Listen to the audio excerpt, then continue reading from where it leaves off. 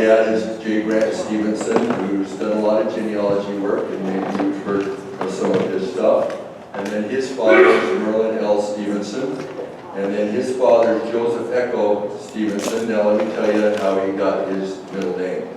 So when his father's Edward, when Edward was in Echo Canyon defending the church against Johnson's army, he received word that Nancy Rita Porter had given birth to a little boy. And so he said, well, we will name him Joseph Echo, because that I was in Echo Canyon in remembrance of that occasion. So that's where he got that fun little name. Anyway, so that's how I fit it. So the Clarks and Stevensons, the connections, Charles is going to go over most of this with you, but just let me give this overview. So there's kind of a double connection that we have, a normal connection of where Ezra had married Mary Stevenson, and then kind of an unusual one where he divorced, where Nancy had divorced Edward Stevenson, and then later married Ezra T. Clark. And we'll talk a little bit more about that later. Now, when Nancy Rita Porter Stevenson married Ezra T., her youngest child was still at home. That's Joseph Echo. And so he went to live with the Clark family. And he loved, of course, Uncle Uncle Ezra, and that was his uncle. And he loved being there in the family. They had a little bit of a problem, and that was they now had 3 Josephs in the house. And so they had to figure out how they were going to delineate each person. And so there was Big Joe and Little Joe, and Joseph Echo got the nickname Jody. And that nickname actually stuck his whole life. He went by Jode or Jody his whole life. When he was living there in the Clark home, he became best friends with Edward Barrett Clark, who went by, they called each other Eddie and Jody. And they worked together doing the cattle drives for many years during their teenage years. And they would drive the cattle from Farmington up past Bear Lake up to the Georgetown area. And so the cattle would be up there in the summertime, and then in the fall they'd reverse the process and bring them back down to Farmington. And they did that, I don't know how long Eddie did it, but Jody did it for about 5 years. And he turned 17 and he was ready to get out on his own. But he learned a lot from that, and like I said, loved the Clark family. Okay, now I'm going to go up in the next generation, talk about a little bit about Mary Stevenson and Edward Stevenson. They were brothers and sisters. And you can see the lineage, the lineage there. We'll talk a little bit more about some of the lineage there with them. But Edward's first wife is Rita Porter, and he later became a polygamist, as did Ezra and Mary. But so let me focus first on, there's a picture, I think most of you have seen that, nice colorized picture of Ezra T. and Mary. So again, I'm not going to go over these points. Charles is going to cover some of these things, but let me just point out just some of the highlights. She was born in 1825 in Gibraltar. Now, Gibraltar is an island just off the coast of Spain. It was a British colony at that time. I think it still is. And they were there because her father, her father, Joseph, was a cooper, which is a barrel maker. And he was working in the military. He was not in the military, he was a civilian working for the military to keep all of the gunpowder barrels in good working order. And that's where Mary was born. Then the other one highlighted in yellow is Ezra T. She got married in 1845, and then Nancy Rita Porter comes into the family in 1870, and then Mary died rise in 1911. So I took from Mary's autobiography 3 gems that I thought were important to share, that I felt like would be important to share. And so this is the first one. This is pretty significant. Now, I just started listening to the audiobook that just came out called Dreams as Revelation. This is quoted in that book. One of the dreams that's important to modern day individuals. So this happened a year before the church was introduced up into the Pontiac, Michigan area where they lived. So I had a dream of seeing the Savior. He took me in his arms. I can imagine how she would have felt with that. She wrote this years later. This had such a profound impact on her that she remembered this dream. We sat in a circle. He blessed us and kissed us. It was only the members who accepted the gospel that sat in the circle. So her two older brothers never accepted the gospel, and they were not in that circle. I told Mother my dream. She said it was a good dream, and for me to be a good girl. I was about 7 years old. Like I said, this was about a year before the gospel was brought up to Pontiac, Michigan. That was done through, their living in that area was Lucy Mack Smith's brother, as well as Martin Harris's sister lived in that area. And so some missionaries came up there. Lucy Mack Smith had visited up there.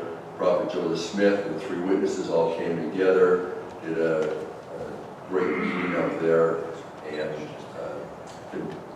that's how the Stevenson family was introduced to the gospel. Then later on, this is an incident she talks about in her autobiography about when they first, after they left Nauvoo on our way to winter quarters. My husband and I and our babe, Ezra James, were in the second wagon company. While crossing the plains one day, I tried to jump out of the wagon while it was moving, but did not jump far enough. These people, they're not used to wagons and ox carts and all that.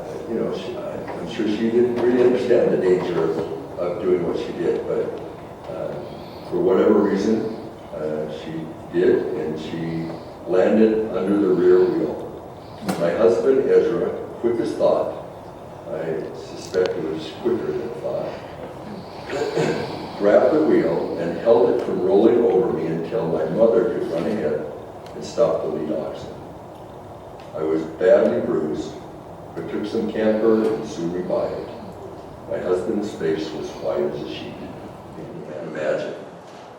What a miraculous experience for her. So that's for which we're all grateful.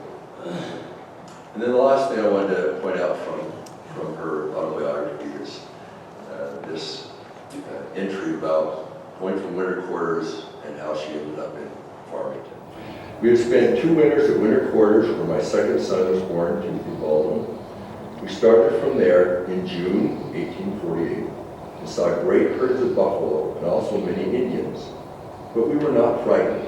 It's interesting, they've been through so much already. They've been mobbed, they've been driven from place to place, and they've been out in the wilderness now for a couple of winters, about a year and a half, and now they're not frightened anymore. They know the hand of the Lord. They knew that they would be preserved. That's all I could do to take care of my 2 children and cook with buffalo chips. We would stop a day once in a while and cook up all we could and do our washing. For supper, we had cooked rusks, which we put in the milk of our cow. And so I did not have to cook suppers. What are rusks? Who knows what those are? They're biscuits. They're just biscuits that they put in milk to soften them up. Sometimes they're double cooked so that they don't spoil, but they're just biscuits. So that's what they live on, is with like bread and milk for dinner. We were happy. We felt that we were going to a place of safety where we would not be molested by our enemies. We arrived at our destination in the Salt Lake Valley, October 12, 1848, and were pleased to meet my brother Edward Stevenson. We lived in North Canyon 2 winters due to the timber and water. Here our third child, Mary Elizabeth, was born in November. And then on April 3rd, 1850, we moved into our log cabin in Farmington. There's how she ended up here, that she and her family, Ezra's, ended up in Farmington.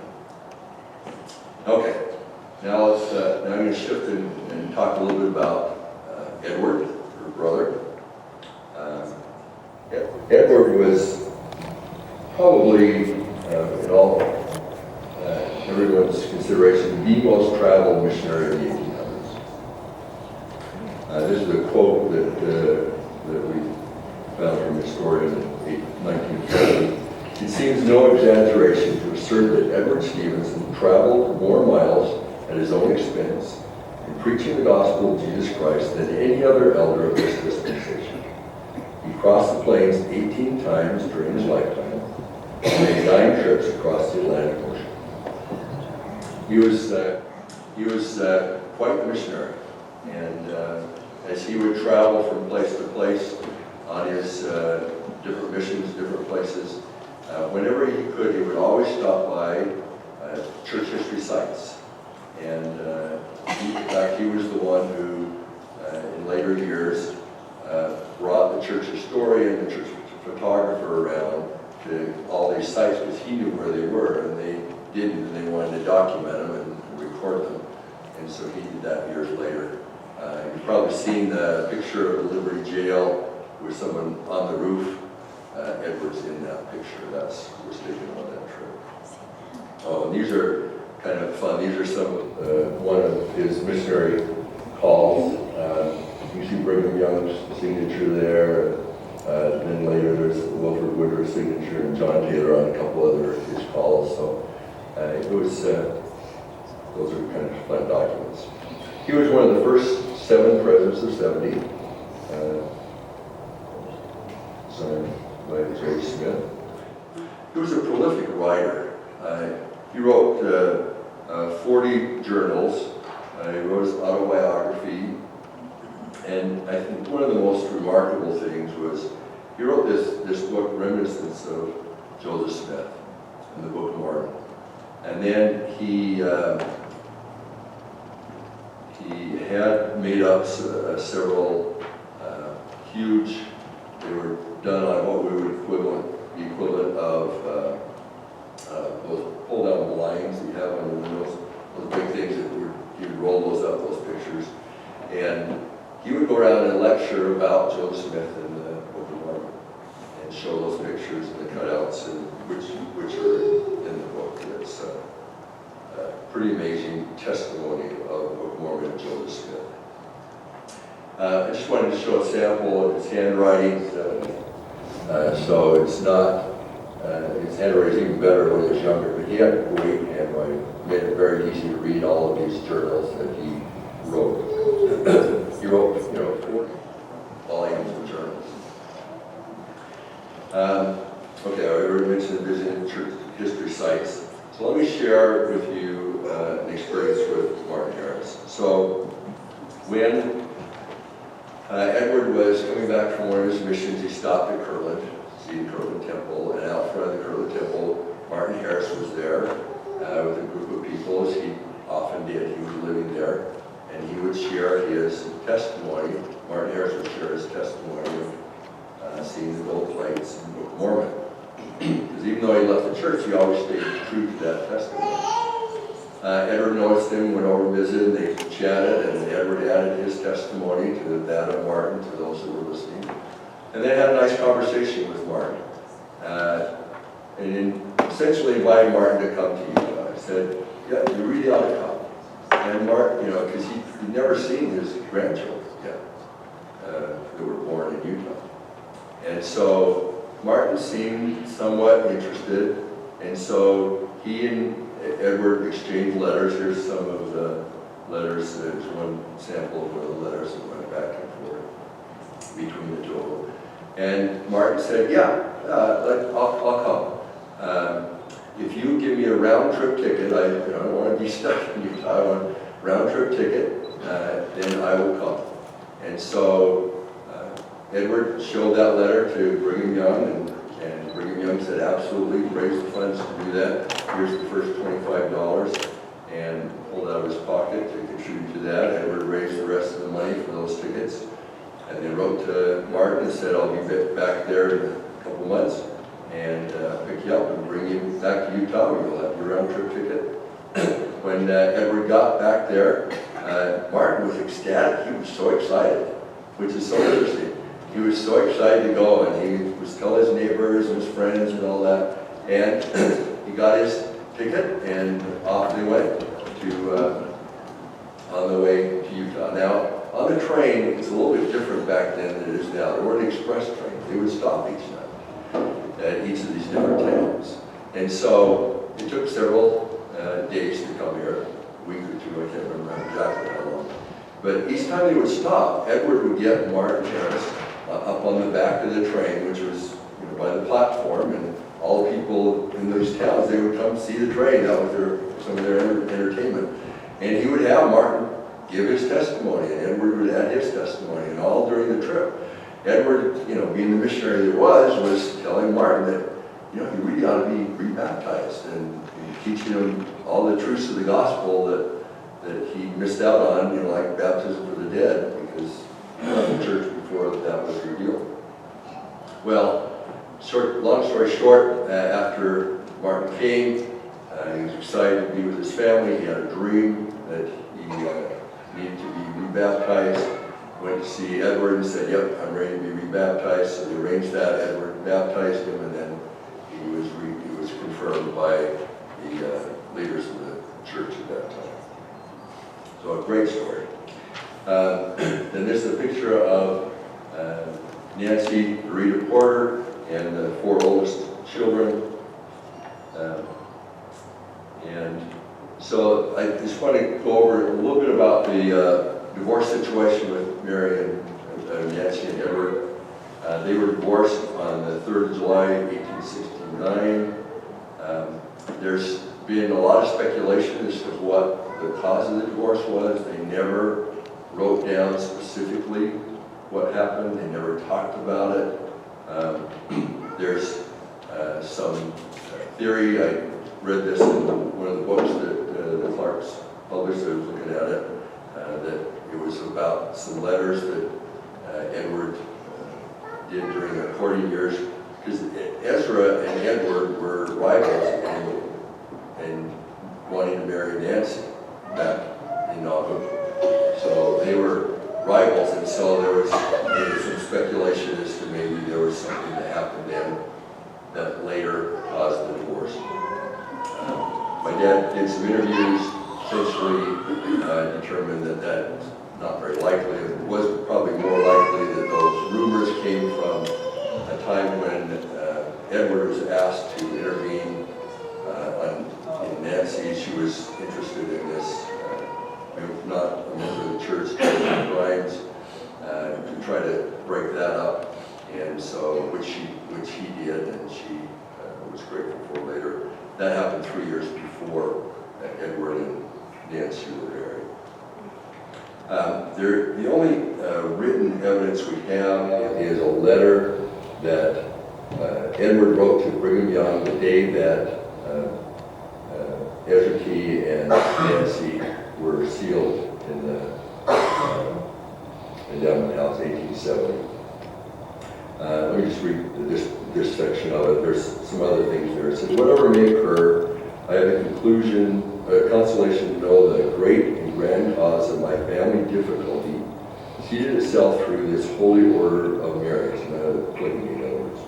Very soon after taking Elizabeth, my second living wife, Edward had several wives who had already passed away that he was sealed to, but this was the second living wife. Nancy's own sister-in-law told me that, he says other place in the letter, that she told him this after the divorce had happened. He was not aware of this during the marriage. Nancy's own sister-in-law told me that Nancy said to her that Elizabeth was getting between her and her husband, and it seemed as though she could not stand it. So, again, it's my opinion, just an opinion. Like I said, we have no evidence of what caused it, but the reality that my guess is that between all of the missions that Edward went on and living the law of polygamy, being with other wives, that Nancy felt neglected. And they were estranged for about 4 years before the divorce happened. The relationship was difficult. And so they received that divorce, and then a year later, Brigham Young said to Nancy and Ezra they need to get married, so that's what they did. So, enough on that. Move on. So, going up another generation, going to Joseph Stevenson and Elizabeth Stevens, just quickly. So, as I mentioned, Joseph was a cooper, and because of that, he, back in those days, he didn't move around very much. And so, I mean, he was born in Leicestershire, but he ends up in London, which is where Elizabeth Stevens lives, and that's how they meet. But he's in London because he's being a cooper there for the Board of Ordnance. And then he is later stationed in Gibraltar. He marries at an older age. He was 24 when he married, which is very interesting to me. He later asked to be, after 11 years, asked to be transferred to Canada. For mostly two reasons. His four oldest, they can't get apprenticeships there, and Gibraltar is really nothing going on there other than military, and because his health was suffering because of the climate. They denied his request, and so he leaves the employ. He just said, okay, I'm out of here. So they hop on a ship and go to America, end up in New York, and we're in New York a couple of years, and there he gets some apprenticeships and has some apprentices that he's working with, and he was an amazing cooper. He was one of the best around, and so there were a lot of people who wanted to apprentice with him. And then later Joseph Pontiac, which was mentioned, and then he dies in 1832. Elizabeth Stevens, as was mentioned, she was in London. They had 7 children together. I think it's interesting to note, I mean, she was widowed at 44 and didn't marry. And she went through a lot as a widow for those next 40 years. It was pretty tough going through a lot of circumstances. But she still had a cheerful outlook on life. And then to end up here, we don't have a lot of information about, I guess the top one's missing on your screen. So there's Edward Stevenson, and then his father's Edward Stevenson, but in Leicestershire, they're all in Leicestershire there. But the Stevenson family is a great family that I'm proud and happy to belong to and be part of. And it's like I said, it's an honor to have this connection with the Clarks. We love the Clarks and are grateful to be included. And I say this in the name of Jesus Christ.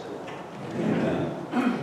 My wife is here. I have 2 grandchildren here. I have a son and his wife here. I have 3 siblings and some great first cousins once removed and friends and other cousins. How removed were we? 2 times or something. Anyway, it's an honor to stand in this place at this time. I'm particularly pleased to know that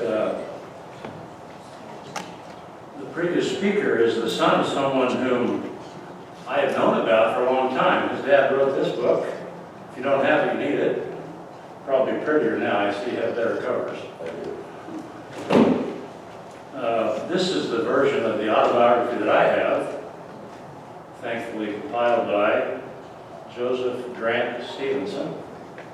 Which child are you? I'm the second child. Oh, hallelujah. Great. And this is the first version of the Reminiscences.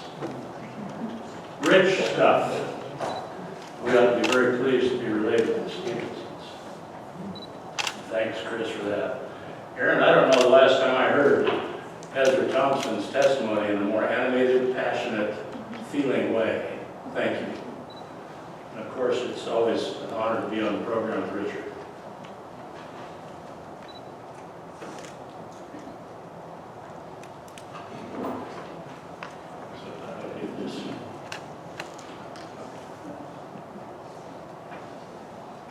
That's for sure. Oh yeah, I'm a technical wizard.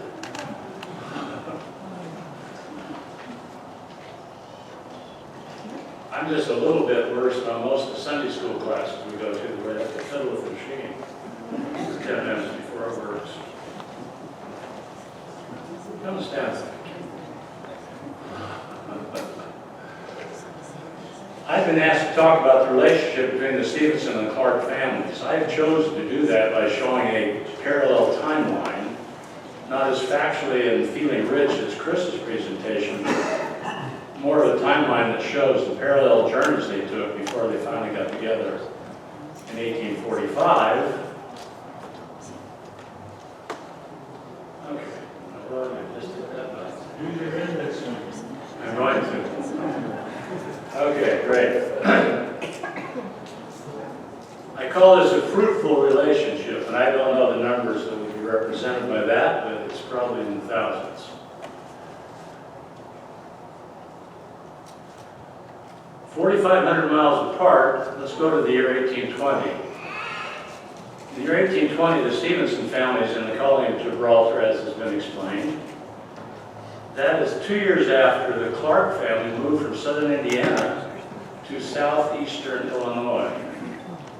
It is in this place that, well, first the key on my timeline. The shared dates will be in blue, the Clark dates will be in gold, and the Stevenson dates will be in yellow.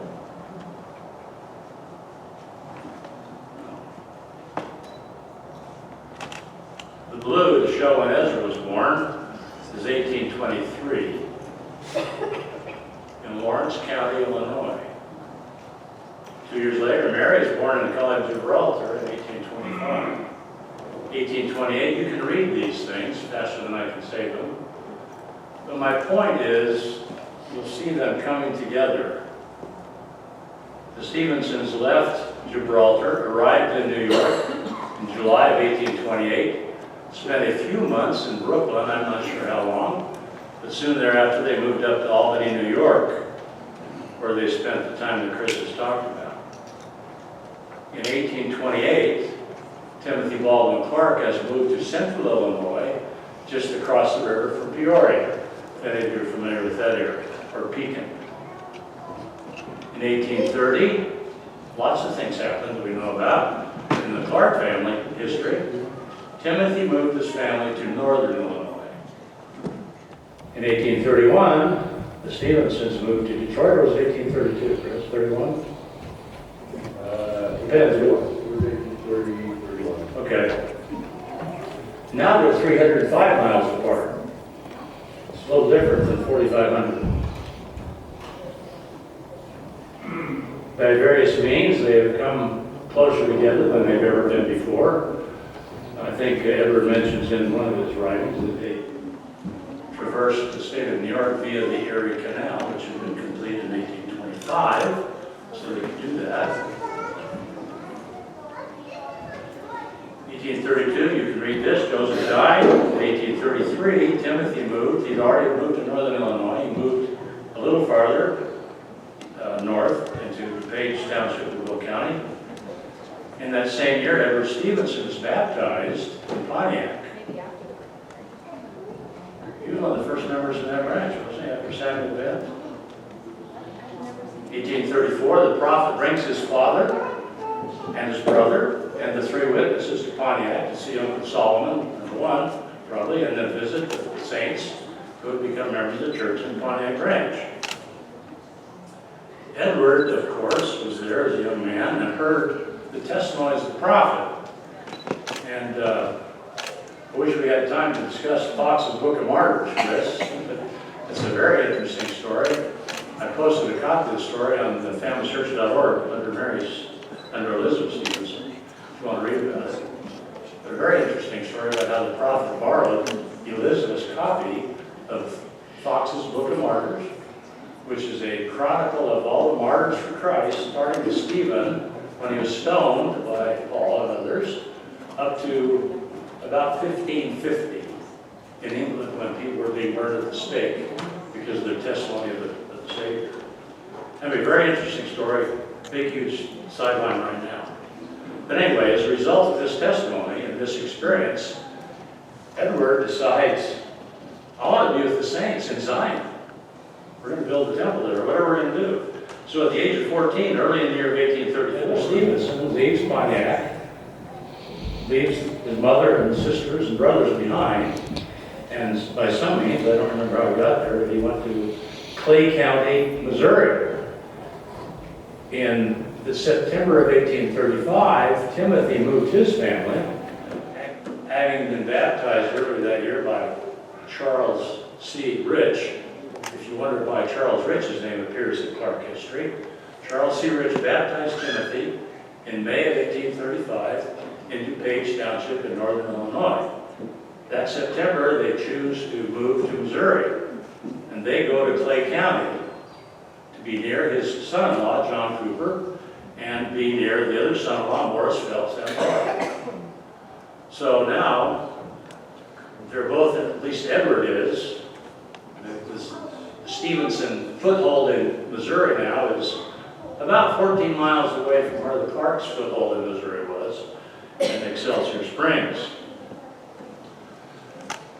So, we go through the persecution in Missouri, and that happens, and of course you probably know Polly died there in February of 1839. And then after the temple experience of the apostles coming back the evening of April 25th, soon thereafter the Clarks moved to Quincy. I don't know when the Stevensons did. Do you know, Chris? I'd have to look it up. Yeah, spring of 1839. And so they both moved, as most of the saints did, back to Quincy, Illinois, and had refuge there for a while. Which I got things out of order, don't I? Oh well. Mentioned Ezra was baptized in 1836. Mary was baptized in 1838 by David Patton. I mixed things up here. I'm sorry about that. Edward Stevenson reported in one of his writings in 1838, these should be in reverse order, of how the Clark farm was plundered by the mob. And one of the things they did is they stole a whole wagon load of turnips. I don't know of anything less savory than a wagon load of turnips, but somebody wanted them. Maybe a wagon load of parsnips, or rutabagas, onions. Anyway, Brussels sprouts. So I don't know where they live in Far West. I know where the Clarks live, but there's some interaction here and contact between the Clarks and the Stevensons as early as Caldwell County, Missouri. And then in 1839 they go to Quincy and eventually move out. But in the meantime, they're probably 1 or 3 miles apart. In 1839 they moved to the Iowa Territory. Mary talks about living in Clarksville. They were neighbors. I don't know whether they were next door neighbors or across the street neighbors or across the field, but they were closely associated so that in 1839, Elizabeth Stevenson can care for the children of Laura, Clark, Phelps, and Morris while she goes down to Columbia, Missouri to rescue her husband from prison. And you may like to read about that episode because one of the prisoners was Parley Pratt. And he wrote quite extensively about that rescue and how Laura was protected and they all were able to escape. Partly because of her intervention with her younger brother, John Wesley Clark, going down there to help them in July. And during that time, the Stevensons were there helping the Phelps children.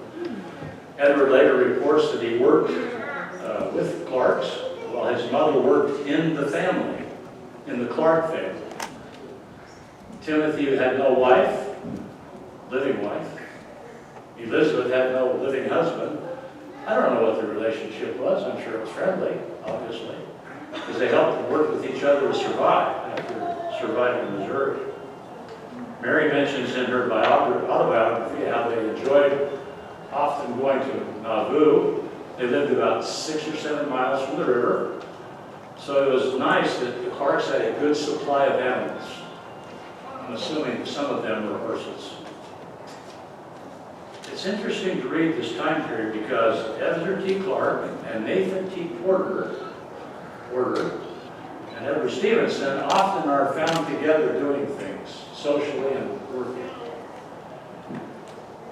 They often would go, they rode across the river just to hear the prophet speak in the grove.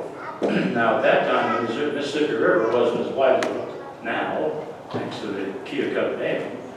But still, it's quite an effort for young teenage boys to go through it.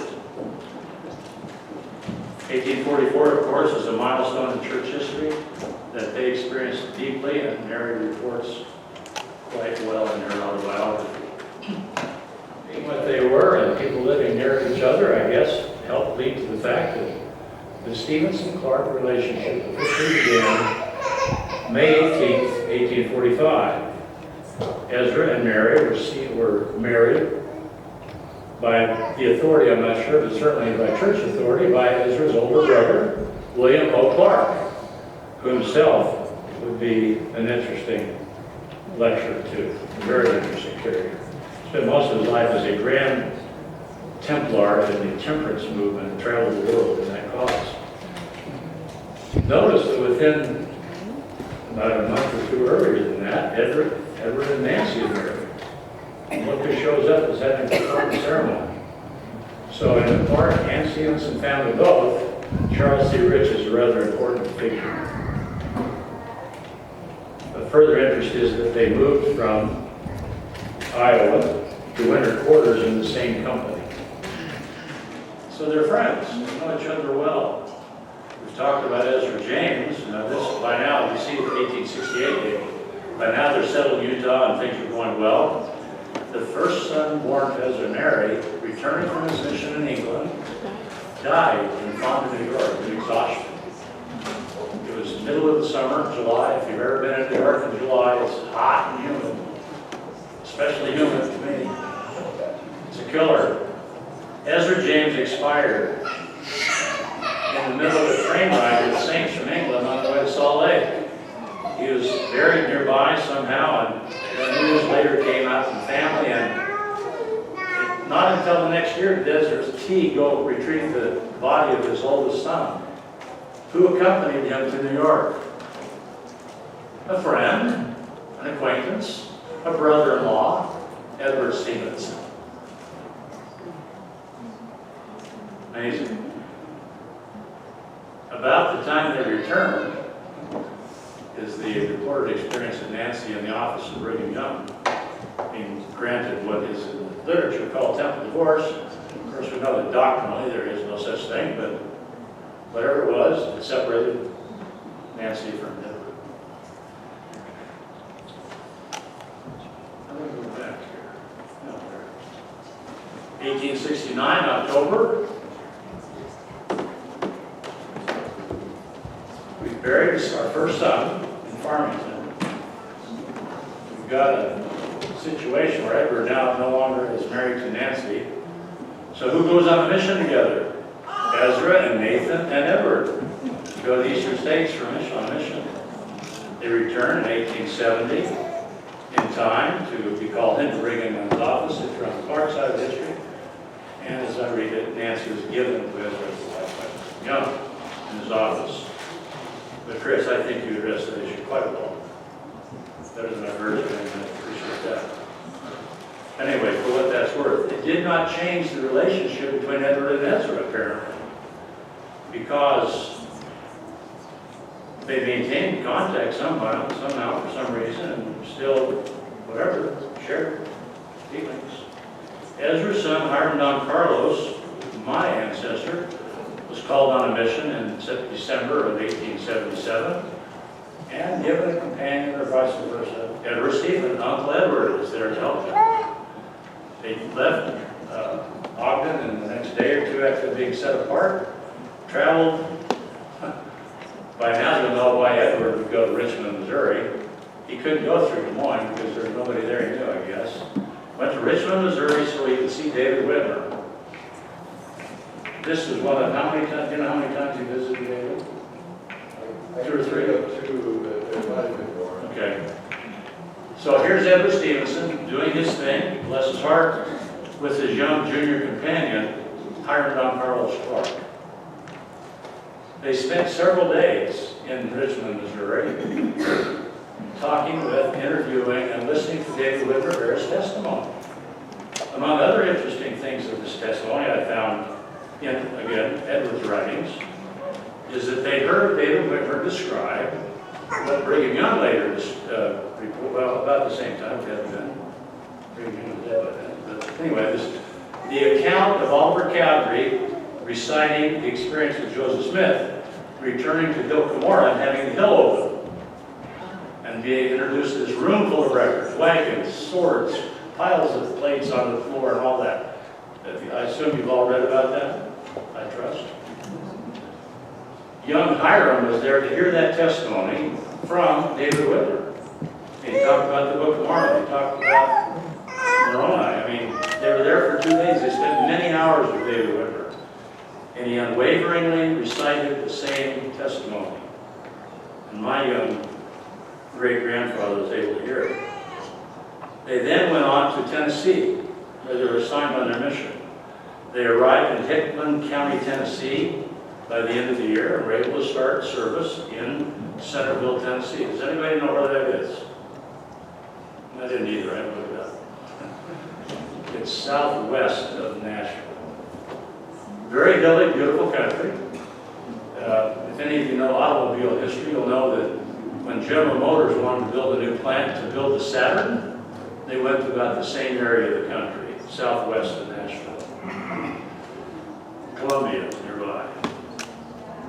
Thank goodness for Edward and his journals. I just lifted a few quotes. January 14, 1878, had an excellent meeting. 1878, Edward wrote an extensive letter to President Taylor detailing the visit with David Whitmer. My goodness, I did a lousy job editing here, Kimball. That shouldn't be 1836, it should be 1878. I love this quote. Hiram spoke quite well. Run his boat out into deep water. Does that mean he got beyond what he knew, or said something? Run his boat out into deep water. That's the cause of, at some point, Hiram became ill after having served in Toddy's Bend, Poplar Union, Columbia, and Centerville, and had to go home. But before that, he and Edward co-authored, I assume it's authored by Edward, a tract entitled, Containing the First Principles and Doctrines of the Church of Jesus Christ Latter-day Saints by Elders Edward Stevenson and H.D. Clark. That's a good way to stay incognito. Centerville, Tennessee, 1878. This is a delightful little pamphlet. It's 8 or 10, 12 pages long. I found it in the Church History Library. And there's my ancestor's name with his own on a pamphlet espousing the doctrine of Jesus Christ in Hickman County, Tennessee.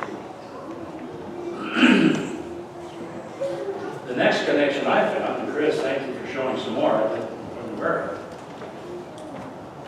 Ezra and Mary write a letter, and Edward reports receiving it. I don't know why he and his wife were in Sandusky, Ohio on vacation. If you live in Farmington, that isn't the first place I think of going, but I've been there. It's a nice place. There's a great copy of the lagoon there. It's about 3 or 4 times as big, but it's a good place. They're in Sandusky, Ohio, receive a letter from Ezra and Mary, January 25th, 1887. The contact, the relationship is still alive and still positive, apparently, in spite of things that have happened on each side of the equation here. In 1888, sadly, Nancy Rita Porter Stevenson Clark passes away on a visit she made to one of her sons, who happened to live in the home county where I was born, only this was in Elba, Idaho. Ezra went up to retrieve her body, who wrote the obituary for the newspaper, her ex-husband. that epitomizes what must have been the relationship here. The ex-husband writes the obituary, and the current husband, though they never lived together, retrieves the body.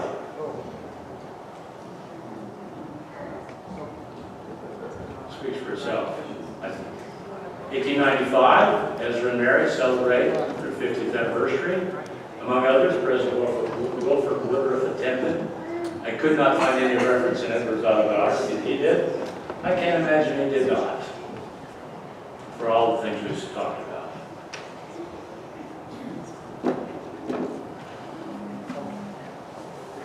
In 1897, Edward died, 2 months short of being 77.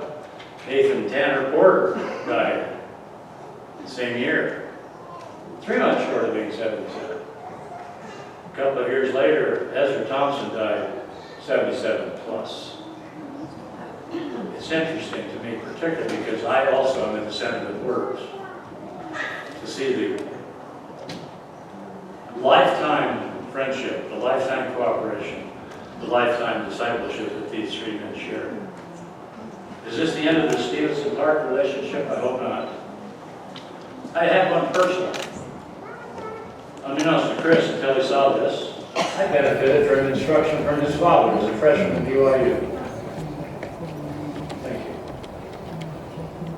Which is why I probably bought this book once I found out it pertained to me. But it's been a rich experience. It's been a rich passion to love family history the way you do, apparently. I had to indulge a little bit and have some pictures. Here I am in the Library of Congress. My daughter took that picture. And where's Steve? Where's David's brother? No, the other one. I took the picture when we were together in the Chicago Public Library. Just so you know, This is my brother Paul, David's brother oh, also. Paul, the dentist from Dayton, Ohio. Goodness. We stayed overnight with him one time. Good to see you again. Ah. Small world, isn't it? You're Clark or Stevenson or Porter.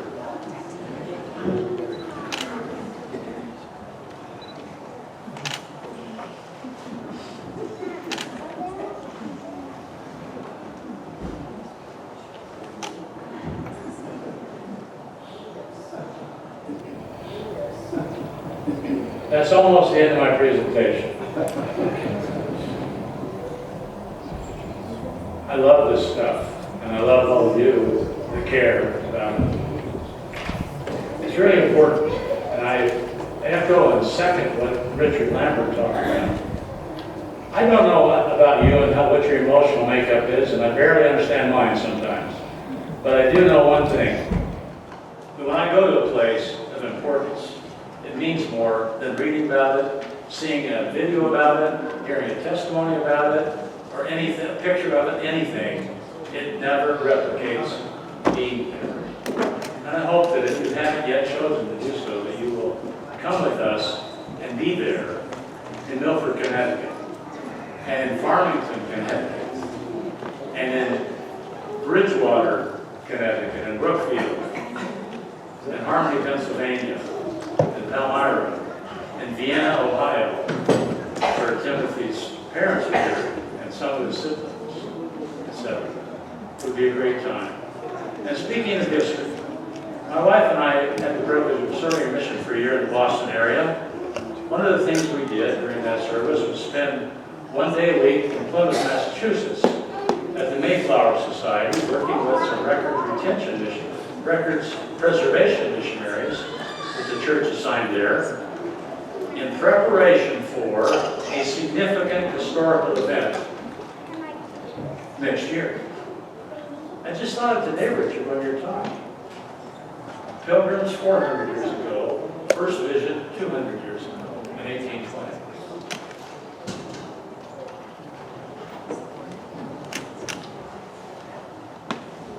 I'm wearing a shirt from the Mayflower Society, celebrating 400 years of the Pilgrims arriving in America. Now, I don't know how many of you have had an experience city celebrating 400 years of founding. I have. On my mission in Brazil, I happen to be living in the city of Rio de Janeiro, 1964, as they celebrated 400 years of founding. That's an incredible feeling. If you grow up in Burley, Idaho, which was 70 years old when I was born, 70, 400, whoops. It's a different feeling. 400 years. And being in Plymouth, seeing Plymouth Rock, being there around, we discovered during our mission service that one of the old cemeteries we were driving by all the time had a lot of our ancestors buried there. That's an interesting feeling, to have that opportunity to be there and touch it. I encourage you to consider looking into becoming an official Mayflower descendant, registered with the Mayflower Society, which you can do. It'll be easy to do. If you're a descendant of Sanford Porter, a lot of that work has been done, so you just have to prove a connection with him. And if you're a descendant of William Henry Dewell, who helped settle Centerville, that work has been done, so you just have to connect with him. You become an official member of the Mayflower Society. It's a very interesting experience. Thank you for your time. Any questions about any of this, about the tour, about the history, anything? Please. We're from Dayton, Ohio. Oh, So, well, no, wait, are you? we're from Judy, Paul's wife. What's your daughter And doing? my middle name's Hickman, Judy Hickman Clark, and my family came from Tennessee. It was a long time ago. The Hickman line that I married Clark. Anyway, we would love to join the tour. We've been to most everything for the last 40 years. So is there anything, are you allowed to join the tour at places that you haven't been if we're driving up there? I hope so. And we would, we That'd be great. compensate who was ever Where are you living now? during the day. We have retired to Provo, Utah. Okay. So it would be going back east again, but we have family, tons of family back there. And we, so we don't need to stay exactly the tour, but we would love to do so many of the things we haven't been able to do. I can't imagine why not, Richard, can you? But I No. mean, we'd And compensate. we're gonna go to Wilson Woodruff's birthplace, see that. Yep. We're gonna go to the cemetery where Robert Mason is buried, who had the vision of the restoration of the gospel and we would participate. Told that story with young Wilford and part of our church history. Yeah. Well, I'll talk to you after. Great. Because it's a glorious trip, we can tell that. So, we'll see. Thank you. Anybody else? Any? Richard, comments? No? Anybody? Okay. Thanks for your attention. Are you coming up to comment? Oh, that's great. You're going to have to tell us who you are.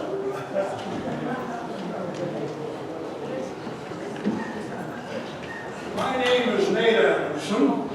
I'm tied in with Carolyn, daughter of Owen. And the reason why I wanted to come up here, yes, the reason why I wanted to say this is we do have something in common. It was very interesting to hear the comments about Edward Stevenson. Had it not been for Edward Stevenson, Martin Harris would never have been back to the church, period. And of course, B.H. Roberts makes a very good argument on that in the church history. My grandfather, I'm 90 years old, and so that gives me the, Start acting great. yeah. So I did know original pioneers as a young man. One of those original pioneers was my grandfather. He settled up, they came a little bit before the railroad finished, so they were original pioneers. He settled up in Smithfield, and when he got there, he had an Aaronic priesthood person. His name was Martin Harris Jr. So when Martin Harris came back to Utah, Martin Harris Jr. asked Martin Harris, his father, to bear his testimony to his Aaronic priesthood group. So every time someone shakes my hand, they're shaking the hand that shook the hand of Martin Harris. Good to be with you. Now he's got me thinking about other stuff. As a young missionary sitting in the Salt Lake Temple during my week of preparation, an old man sat by me, maybe he was 90 or more. Among other things, he pointed out to me in the paintings in the world room that if you look just right, you can see Moses' face and his beard in the water and all this stuff. Importantly, though, he told me, as a child, I attended the dedication of the Salt Lake Temple. So that's my reach back to the past, 1893, and I'm sitting there in 1963. If you're a Mayflower descendant of Sanford Porter William Dooley, you're related to George Soule, the servant of Edward Winslow.